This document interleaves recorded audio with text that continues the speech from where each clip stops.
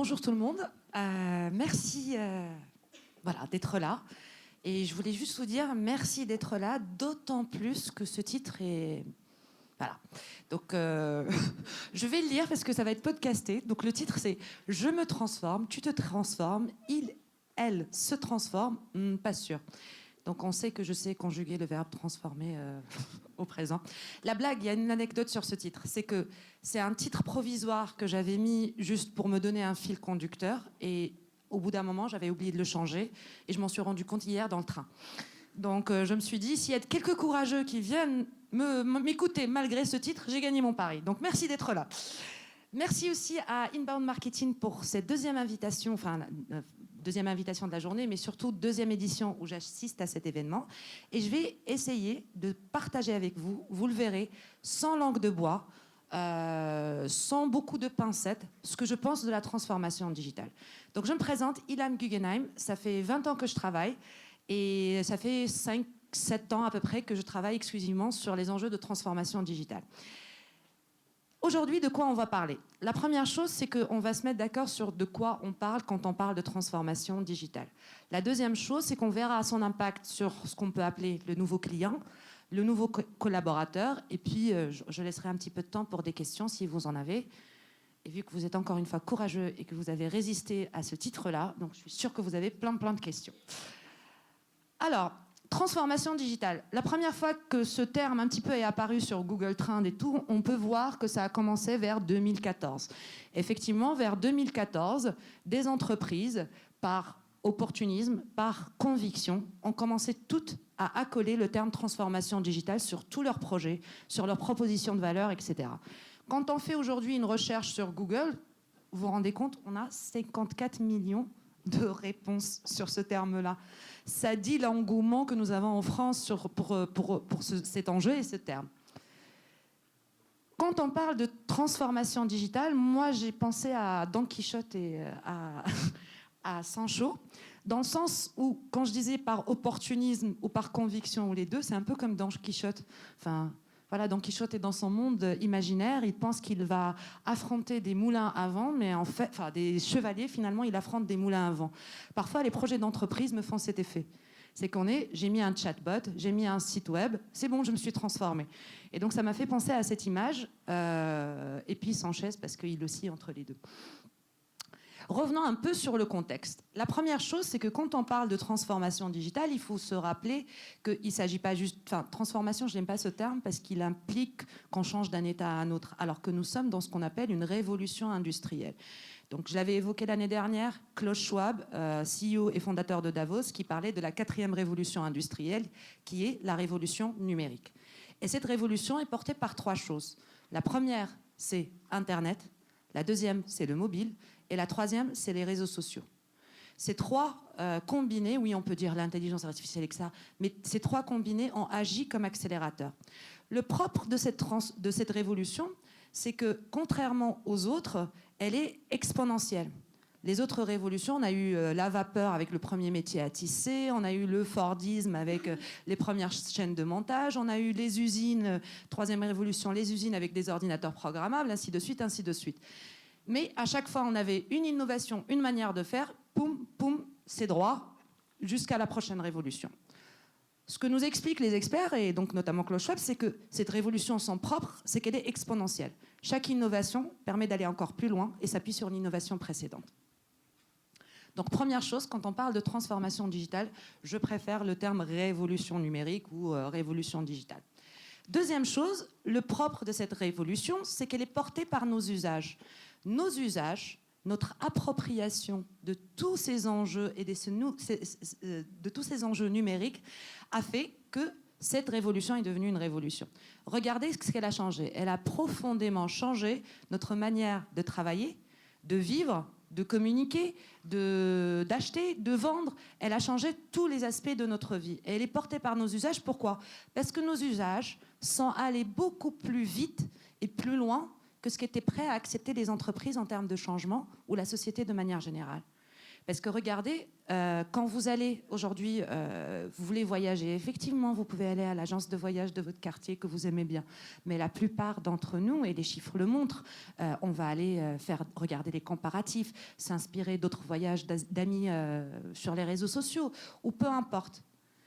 Donc aujourd'hui, je peux commander sur Amazon, pour ne pas le citer, en une journée. Je fais plein de choses numériques, mais quand j'arrive dans mon entreprise, en fait, je dois revenir à l'âge de pierre. Et je dois envoyer 4 fax tamponnés par les services généraux pour avoir un stylo.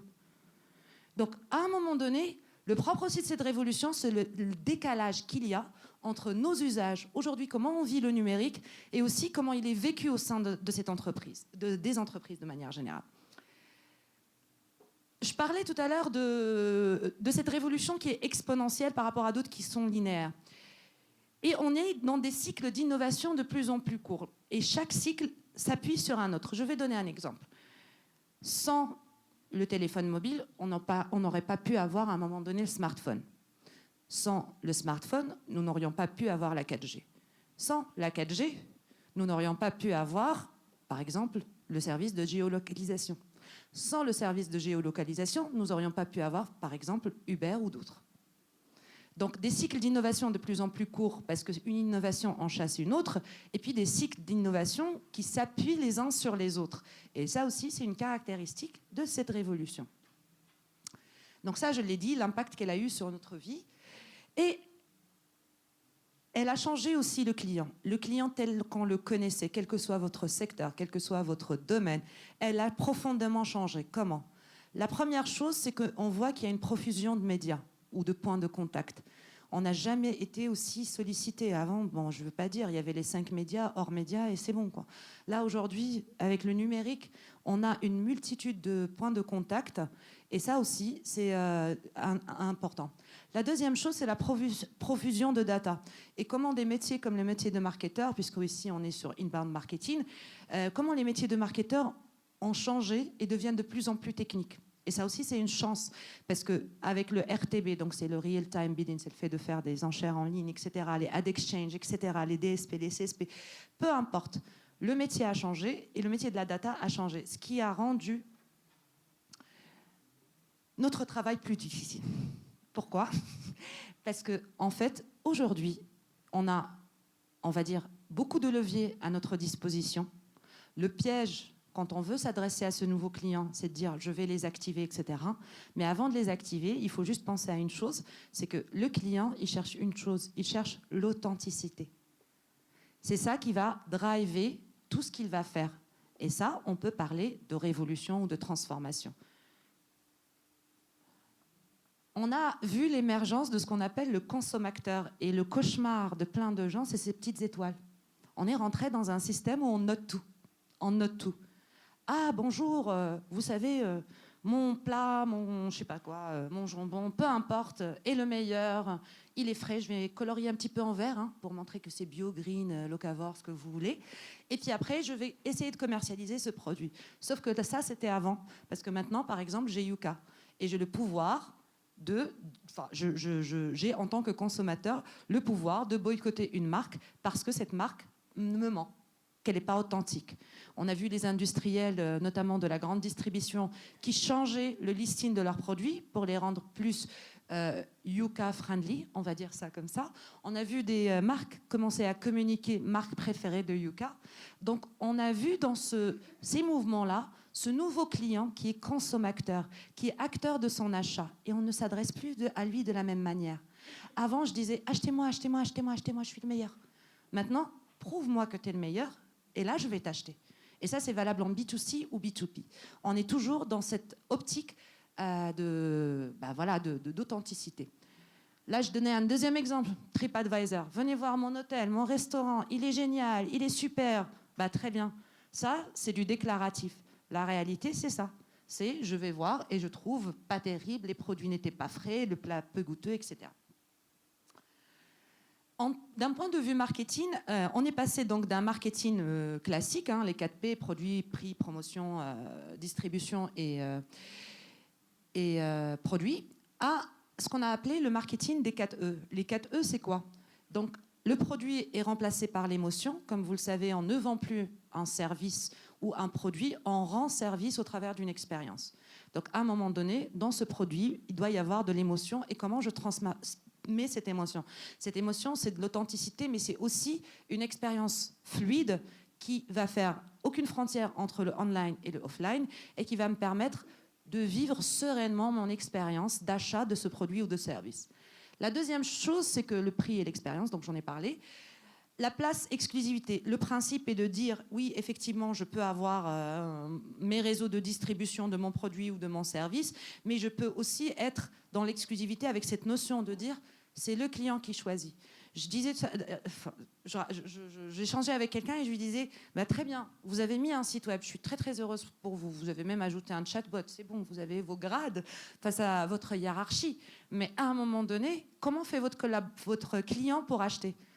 Et en fait, s'il doit toujours remplir des formulaires, faire des choses, que son parcours ne soit pas fluide, ben vous ne vous êtes pas transformé, vous avez juste ajouté un canal de distribution ou de communication. Donc l'enjeu, c'est aussi cette fluidité. Et quatrième chose, promotion et engagement. Là aussi, l'authenticité, elle est en fil rouge. C'est l'engagement, c'est ce que vous avez vu tout au long de cette matinée et début d'après-midi sur l'Inbound. C'est qu'à un moment donné, l'enjeu n'est plus de dire « bonjour, achetez-moi encore une fois ». L'enjeu est de proposer un contenu et un service qui est assez authentique pour que le consommateur vienne vers moi et s'engage avec moi dans une relation. Le nouveau collaborateur, pardon. Donc, le nouveau collaborateur, il a changé. Il a changé de différentes manières.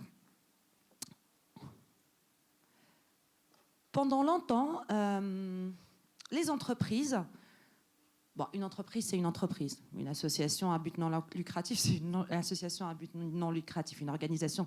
Mais on va dire les entreprises et pas les organisations, pour créer de la valeur, qu'est-ce qu'ils faisaient? Ils disaient il faut produire plus. D'accord? Pour produire plus, qu'est-ce qu'on a fait? On a créé quelque chose de magnifique qui s'appelle le process. Parce qu'en réduisant le nombre d'interactions qu'il y a entre collaborateurs et en les mettant dans un canevas, on réduisait le temps dédié à une tâche. Et ça nous permettait, comme ça, d'avoir une trajectoire de production supérieure à celle qu'on a pu avoir jusqu'à présent. Donc, les entreprises, pour créer de la valeur, ont c'était compliqué, hein, ont mis des process, des nouvelles manières d'interagir. Sauf qu'en faisant ça, elles ont tué deux choses. Elles ont tué la créativité et l'agilité dont pouvaient faire preuve leurs collaborateurs. Je suis toujours effarée quand, dans mes interventions, je vois des clients qui me disent, sur l'employee advocacy, par exemple, la prise de parole sur les réseaux sociaux, qui me disent « Oui, mais est-ce que j'ai le droit ?» Bah, en fait, en tant que collaborateur, on ne se sent plus le droit de faire des choses. Parce que chaque collaborateur est cantonné à une tâche, processisée, hiérarchisée, qui sert quelque chose de très précis. Pour commander mon stylo, je dois remplir le formulaire B43, le faire signer par les services généraux. Ça, c'est le process. Je ne peux pas prendre l'initiative, je passe en bas du Franprix de chez moi, j'achète un stylo et je mets une note. Non, le process, c'est et le process. Là, j'ai donné un exemple qui est simple, mais on peut aller dans plein d'exemples où, effectivement, les collaborateurs ne s'autorisent plus ni à être créatifs, ni à être agiles. C'est un peu ballot, non? Parce que c'est ce qu'on demande aux gens aujourd'hui. On leur dit « Think out of the box »,« Just realize that there is no box ». Enfin, toutes ces phrases qu'on entend tout le temps. Oui, ben, think out of the box. Si pour organiser une réunion qui n'a pas trait à mon cœur de business, je dois demander l'autorisation de mon manager, qui doit la demander à son manager, qui doit faire approuver par je ne sais pas qui, ben, je ne vois pas trop comment je vais thinker out of the box, moi. Hein. Donc, à un moment donné, on est en pleine contradiction. On a mis des process pour créer plus de valeur, et à un moment donné, ces process-là nous empêchent effectivement de nous transformer. On parle aujourd'hui beaucoup de symétrie des attentions. Vous vous rappelez cette slide, j'avais la même pour le client. Donc, le client est en demande d'authenticité. Tu me dis que mon jambon est le meilleur alors qu'il est plein d'additifs. Tu me dis que mon restaurant, ce restaurant est le meilleur alors que les avis disent le contraire. Eh ben, aujourd'hui, la symétrie des attentions, c'est traiter votre collaborateur avec autant d'attention que votre client. Il y a eu plein d'études que je ne vais pas partager, mais que vous pourrez trouver ou vous pourrez me demander de partager avec vous, qui ont montré que le facteur multiplicateur de, on va dire, l'innovation ou tout processus de transformation, c'est le collaborateur, ce n'est pas le projet. Et beaucoup d'entreprises ont changé donc, la mode qui était quelques années de dire client-centric. Bien sûr, il faut que ça soit en anglais, sinon c'est pas in. Donc on est centré client, centré client, centré client. On est arrivé à maintenant centré collaborateur parce qu'on s'est rendu compte que c'est lui la clé. Et le collaborateur, qu'est-ce qu'il veut? Il veut juste de l'authenticité. La même chose. Vous me dites « Ah, mon entreprise est super, venez travailler avec moi ».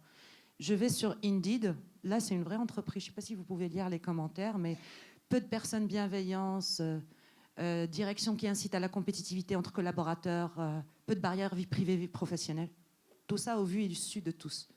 Donc Indeed, le TripAdvisor des entreprises. Donc l'idée, c'est de dire la même chose, authenticité. Les collaborateurs ont besoin de ça. Vous me dites que je dois me transformer? Montrez-moi déjà en tant que direction que vous êtes transformé. Vous voulez que je recrute de nouvelles compétences qui sont en phase avec ce nouveau monde numérique?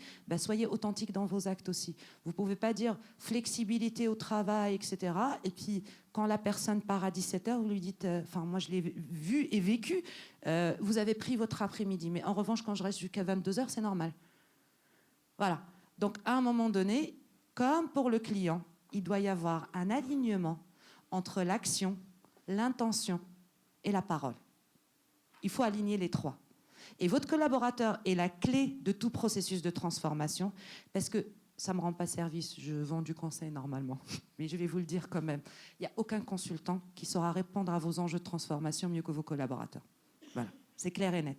Le consultant, les boîtes, peu importe, elles vont vous apporter peut-être un cadre, une structure, mais la clé de votre transformation, ce sont les collaborateurs, parce que, personne ne connaît la boîte mieux qu'eux, ça c'est de 1.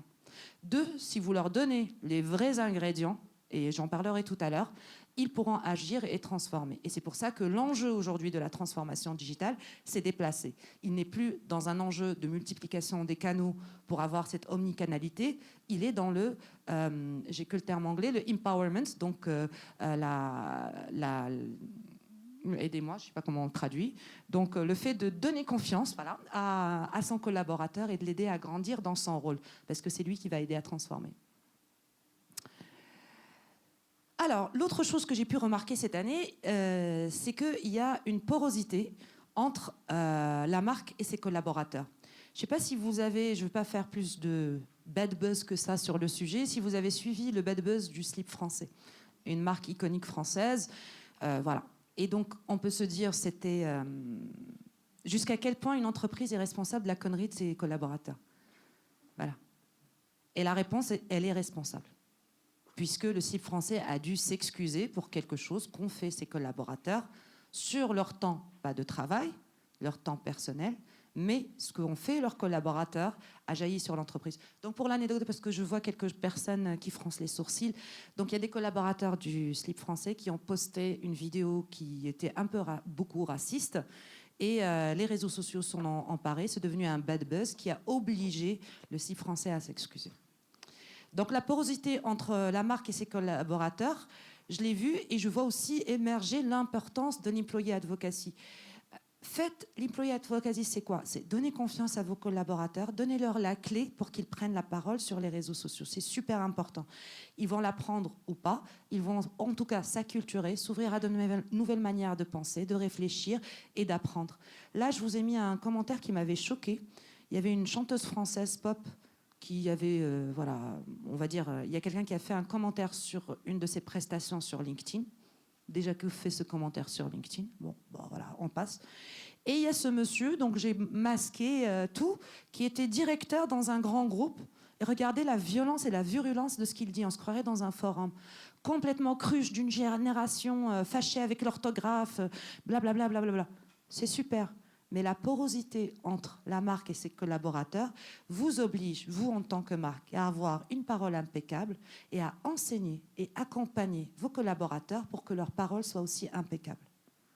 Et ça, c'est une tendance très forte qu'on voit depuis un certain temps, mais je trouve que cette année, ça s'est bien amplifié. Enfin, 2019. Finalement, se transformer, c'est quoi? Se transformer, c'est être attentif à son monde et changer en s'adaptant. Être attentif à son monde, rappelez-vous, je vous ai dit, oui, vous pouvez suivre les experts, vous pouvez recruter des experts, il n'y a pas de souci. Mais être attentif à son monde, c'est quoi? C'est écouter les signaux faibles. Je suis sûre qu'avec une bonne interview, chacun d'entre nous a la clé de transformation de son entreprise.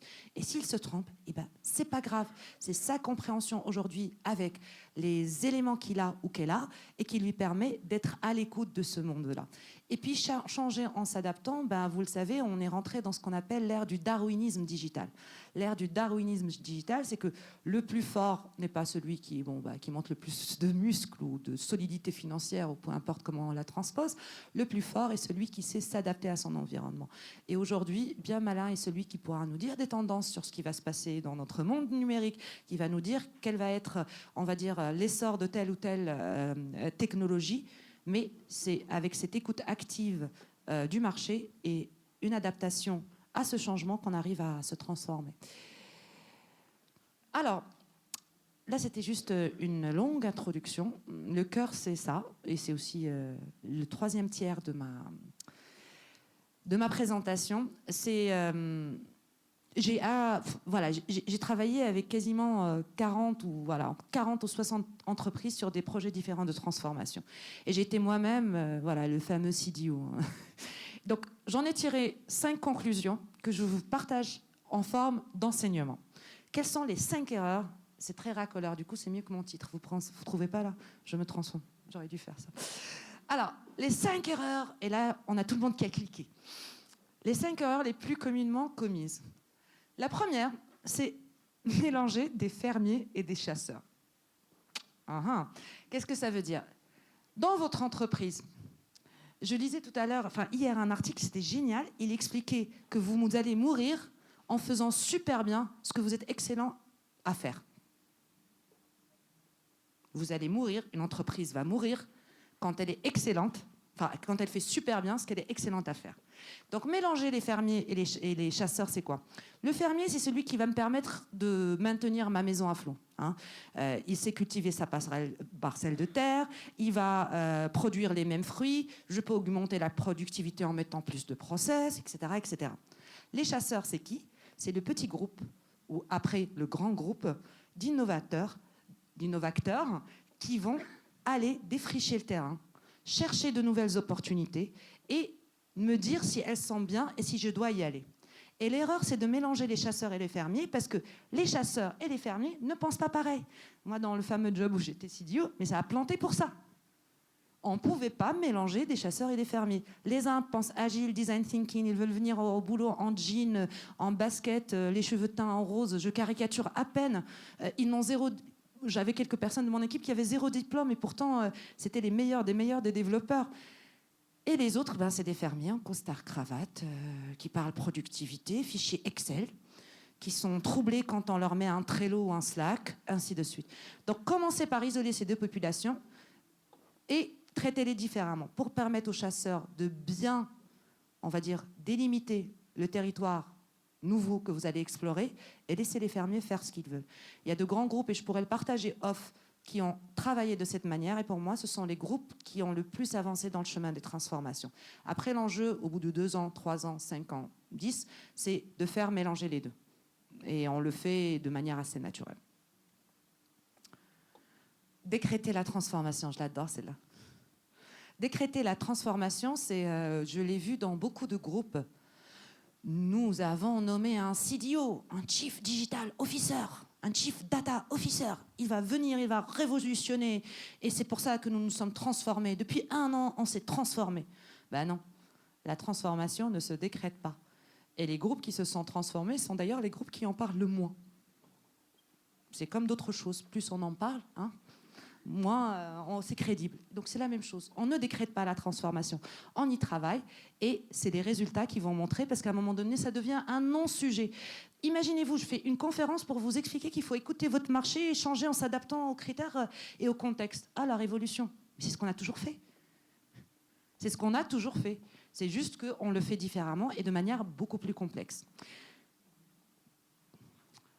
Troisième idée, accepter l'erreur.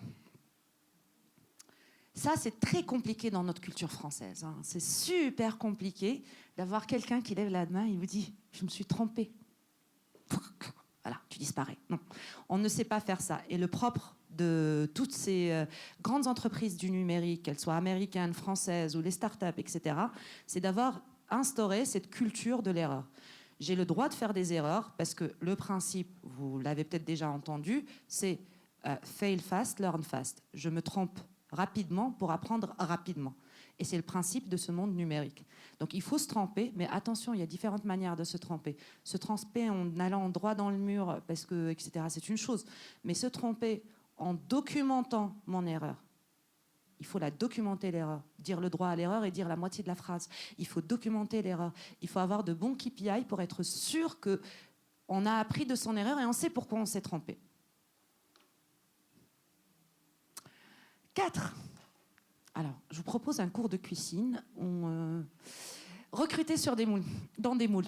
Et oublier la diversité et l'inclusion. J'en parlais tout à l'heure dans la table ronde sur la place des femmes. À un moment donné, ce monde nous demande de l'agilité, de la créativité, ce que vous voulez, etc. Mais il nous demande aussi de s'ouvrir à une autre manière de penser. Comment on peut s'ouvrir à une autre manière de penser si on recrute toujours les mêmes profils? J'étais dans une entreprise où on recrutait que des ingénieurs, je vais le dire, blancs, d'un certain âge. Effectivement, la transformation était très, très compliquée. Super compliquée. Parce que chacun renforce l'autre dans sa perception du monde.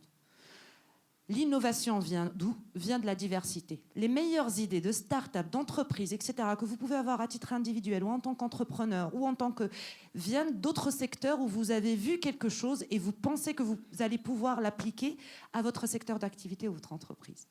Et c'est la même chose avec le recrutement et les équipes qui vont travailler, les fameux chasseurs et fermiers. Il faut recruter dans la diversité et je peux qu'encourager les entreprises à le faire. Parce que du coup, voilà. 5. Ignorer les signaux faibles. Et j'aime bien cette citation, l'arrogance est l'art d'être fier de sa propre stupidité. Que de fois vous avez vu, j'ai pu voir également des personnes qui... ah non, ça c'est pas pour nous. Ah non, nous, notre entreprise, c'est une entreprise très solide. Nous avons je ne sais pas combien de cash. Nous faisons partie du top, je ne sais pas quoi, etc., etc., etc. J'ai pas envie d'agiter les mêmes épouvantails. C'est ce que nous avaient raconté aussi les taxis avant l'arrivée d'Uber.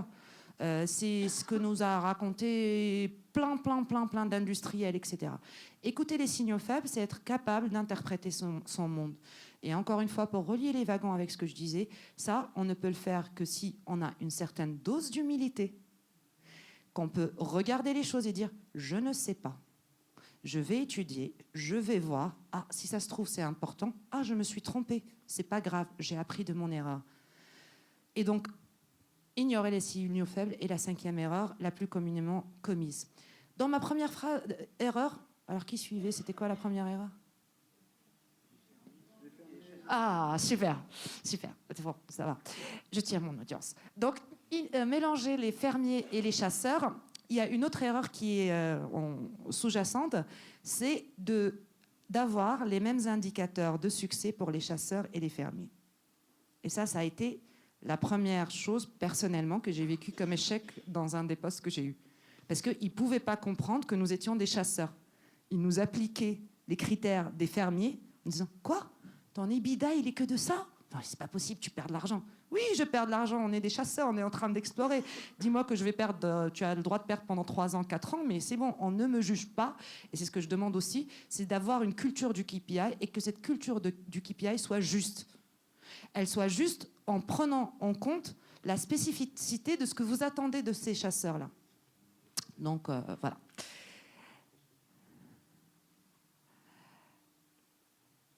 Alors, avant d'arriver à la partie questions-réponses, j'avais juste quelques petites réflexions à partager.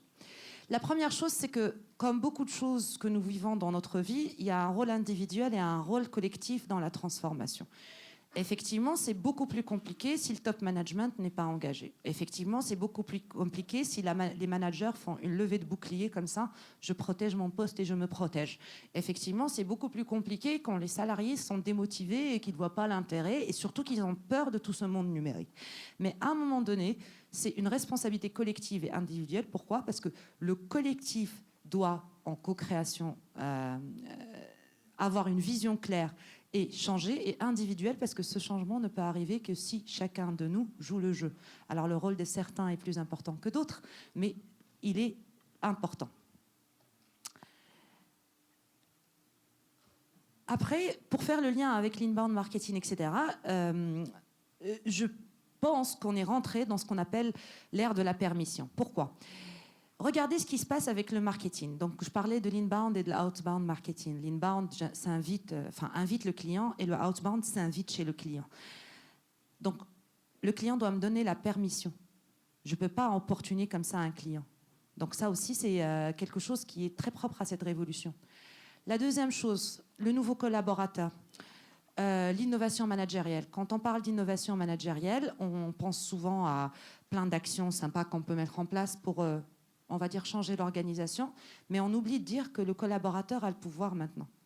Ok, si je suis depuis 40 ans dans le même poste, dans la même boîte, je n'aurai peut-être pas le même pouvoir que d'autres, mais on le sait, les métiers du numérique demandent des compétences précises, et aujourd'hui, il y a clairement une guerre de talents. Et cette guerre des talents oblige également les entreprises à se réinventer, notamment en revoyant tout ça. La stratégie avec le droit à l'erreur, ce que je disais, à un moment donné, je dois être capable d'avancer avec humilité et de me dire, en fait, je suis le chasseur, je vais voir ce qu'il y a, mais je vous assure, je ne sais pas. Mais vous inquiétez pas, j'ai mon plan de KPI qui va me permettre de dire, je vais tester une nouvelle technologie, je vais tester une nouvelle manière de travailler, je vais tester une nouvelle organisation, je vais tester une nouvelle manière de se réunir. Peu importe. Et je vous assure qu'il n'y a pas d'action, de projet, de programme, de transformation qui n'est pas mesurable. Tout est mesurable. Et je vous donne une petite astuce. Au pire, vous séchez sur le KPI que vous allez utiliser, utilisez la méthode d'avant-après. Faites un audit avant avec des questions et faites un audit après. Et vous regardez. Au pire, vous n'avez rien, vous faites du quali avec ça. Mais il y a toujours une manière de faire des KPI et d'être sûr que ce qu'on propose, en fait, que je réussisse ou pas, au moins je l'ai documenté. Voilà, je n'ai pas mis de conclusion. Donc la conclusion sera vos questions, si vous en avez. J'espère qu'elles seront nombreuses. Merci à vous.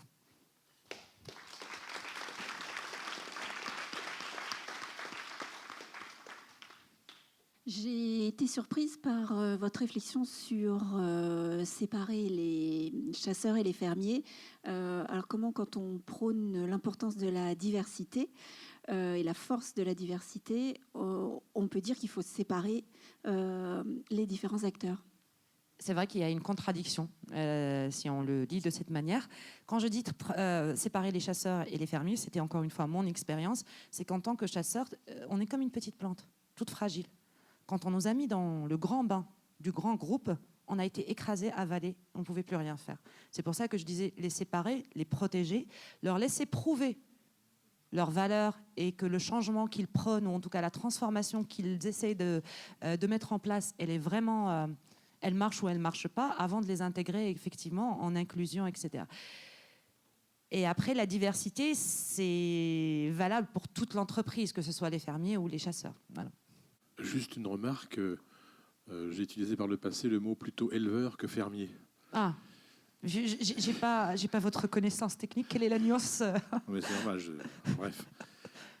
Ceci étant, dans le monde des fermiers, des éleveurs, il y a des gens qui ont du talent, bien sûr, qui peuvent être tout à fait de très très bons développeurs, quoi. Bien sûr. Et il faut procéder par petites touches, je pense. Exactement. Voilà. L'année dernière, j'avais utilisé une phrase, je disais la transformation digitale, c'est comme de l'impressionnisme. C'est par petites touches. Je sais pas, je vais prendre un pinceau et je vais badigeonner toute l'entreprise de digital. Non, vraiment, j'avance en petites touches et tout en finesse. Et effectivement, à un moment donné, donc ça rejoint la question de madame, l'inclusion, c'est aussi prendre aussi des personnes chez les fermiers. Enfin, les éleveurs, pardon. Excusez-moi de prendre deux fois la parole. Cette évolution nouvelle des entreprises, est-ce qu'elle est maintenant engagée et majeure au niveau de ce que vous observez dans vos conseils de l'accompagnement? Je dirais que la prise de conscience est généralisée. Il n'y a pas un chef d'entreprise, un responsable qui va vous dire « Oh non, rien n'a changé, etc. » Donc il y a une prise de conscience. Malheureusement, et moi c'est ça qui me fait de la peine, c'est quand je vois que malgré toute la littérature, l'expérience que nous avons, parce que ça fait 6-7 ans qu'on travaille sur ces sujets-là, on continue d'être dans des effets d'annonce et à reproduire des erreurs en maquillant tout ça de communication. Et c'est ça qui me fait, qui me fait souvent réagir. Donc, prise de conscience, oui. Pardon ? Mise en application, ça dépend qui et quand, et peut-être pas aussi bien qu'on nous raconte. Vous pourriez citer d'imposer des quotas féminins pour cette transformation. Il me taquine sur la table ronde. Moi, j'ai une question autour du nouveau collaborateur. Ça me semble assez simple. L'innovation managériale, un peu moins. D'accord. Comment vous voyez que cela s'accompagne en réalité, en dehors de sur le papier, en fait? D'accord. Petite parenthèse, sur mon profil LinkedIn, vous trouverez un article que j'ai rédigé sur le sujet. Mais je vais essayer de résumer ça. L'innovation managériale, en fait, c'est de se dire à un moment donné, pendant longtemps, l'innovation a été technique dans des centres de recherche, avec des équipes, etc. L'innovation managériale, c'est deux choses. La première, c'est de se dire que l'humain est acteur de l'innovation et que c'est un changement de paradigme. Ce n'est pas la technique qui va me permettre d'innover, c'est l'humain qui va me permettre d'innover. Et donc, ce changement de paradigme change tout dans notre manière d'avancer et d'innover. Donc l'innovation managériale s'appuie sur ce principe, et puis s'appuie aussi sur le principe de je vais faire travailler mes collaborateurs différemment, je vais faire évoluer la mentalité du comité de direction, de l'exécutif, je vais faire faire émerger des pratiques qui sont plus en phase avec leur temps, ainsi de suite. Donc c'est deux réponses qu'on peut inclure dans l'innovation managériale. Est-ce que j'ai répondu à la question ? Oui et non. En réalité, comment ça se passe? Parce que je veux pas donner. J'ai l'impression qu'on est loin de ça, en fait. Alors, je vais vous répondre en consultante. Alors, c'est parce que je voulais éviter cette réponse. Donc, je vais vous répondre en consultante. Il n'y a pas de souci. Votre problématique, très chère madame, c'est de mettre en place l'innovation managériale. La première chose que je commencerai par faire, c'est faire un audit culturel de votre entreprise pour voir quelle est aujourd'hui la culture qui est prédominante, comment vous avancez, comment vous innovez, comment vous avancez sur les chemins de la transformation. Une fois qu'on a fait ça, il y a plusieurs programmes clés en main, plug and play, ce que vous voulez, que des entreprises du CAC 40 ou d'autres ont déjà mis en place et qui ont montré leurs preuves. Le premier, c'est par exemple le reverse mentoring. C'est faire former vos directeurs, vos COMEX, comités de direction, par des jeunes, c'est pour ça qu'on appelle reverse, sur des enjeux de la transformation que vous avez prédéfinis en amont. Imaginons que vous êtes dans un secteur qui va bientôt être bouleversé par, j'en sais rien, l'intelligence artificielle, la data ou peu. On peut avoir un module sur ça. Et les consultants qui travaillent sur ça vont travailler sur former les formateurs, donc la jeune génération, qui, elle, va former le top management. Et après, ils vont former d'autres collaborateurs qui vont former, etc. Donc, c'est une nouvelle manière de travailler. L'autre chose, c'est de faire ce qu'on appelle l'employee advocacy. Donc, j'en ai parlé. C'est le fait de structurer l'acculturation de vos collaborateurs, comment ils apprennent aujourd'hui. Donc, au-delà de juste la formation et des MOOC, c'est comment apprendre à apprendre en permanence. L'année dernière, j'avais partagé un chiffre. La durée de vie d'une compétence technique, selon l'OCDE, était de 20 ans en 72. Elle est passée à 2,5 en 2018. Donc l'enjeu, c'est d'apprendre à apprendre. Donc refonte de la formation, refonte de plein de choses. Et puis, je vais juste finir par ça, travailler l'expérience du collaborateur, comment on travaille l'expérience du client, et des boîtes de taille certaine ont même transposé les deux. On fait l'expérience du client avec les points de friction, les points d'enchantement, les recommandations, jalon par jalon, et on transpose par rapport au client et on essaie d'enchanter les deux. Donc voilà, j'ai pas voulu faire ma consultante, vous m'avez obligé. Est-ce qu'il y a une autre question? Oui, s'il vous plaît. Et ce sera la dernière du coup. Si j'ai bien compris, tout à l'heure, vous invitiez les collaborateurs à prendre la parole pour l'entreprise. Non? Non, mais continuez, je dis non parce que je pense déjà à ma réponse. Continue. D'accord. Du coup, en fait, c'était ma question, c'est comment si vous les invitiez à prendre la parole, notamment sur les réseaux, leur laisser de l'agilité, comment est-ce que l'entreprise peut contrôler et éviter les dérives, du coup, comme vous avez pris l'exemple du slip français? Alors, j'ai envie de dire, la manière, c'est personnel, avec laquelle j'avance dans ce genre de programme, c'est de dire, je ne vais pas obliger les collaborateurs à prendre la parole. Ça n'a pas de sens. Chacun fait ce qu'il veut. Si je suis plutôt timide et que j'ai pas envie de dire, hey, youpi, je suis à inbound marketing, je le dis pas. Mais l'enjeu, c'est d'apprendre aux collaborateurs à se documenter et de connaître leur secteur et écouter les fameux signaux faible en utilisant tout ce que nous offre ce monde numérique. Et ceux qui le souhaitent décident ou pas de prendre la parole. Et donc, par exemple, dans une grande entreprise, comment on l'a fait? On fait des ateliers. Et comme le reverse mentoring ou d'autres, après, les ateliers ont un effet multiplicateur. Et chaque collaborateur apprend, je ne vais pas leur faire de la pub, mais à utiliser des applications d'agrégation de contenu, à aller se documenter sur LinkedIn ou autre, et puis surtout à bien verrouiller ses profils, selon le principe qu'on a une vie professionnelle et une vie privée, et on est toujours effaré de voir combien de choses les gens laissent d'un point de vue personnel. Le nombre de profils Facebook qui sont ouverts, c'est incroyable. Donc on leur apprend des règles comme ça. Voilà. Et dans les grands groupes, je l'ai vu, l'informatique est là, est installée, mais il n'y a pas... Parfois, les personnes sont juste surprises de voir tout ce qu'on peut faire, tout ce qu'on peut savoir sur une personne si elle ne verrouille pas correctement son profil. Voilà. S'il y a d'autres questions, je serai à disposition pour y répondre. En tout cas, merci beaucoup d'être venus et de m'avoir écouté, malgré le titre un peu original, on va dire ça. Merci, au revoir.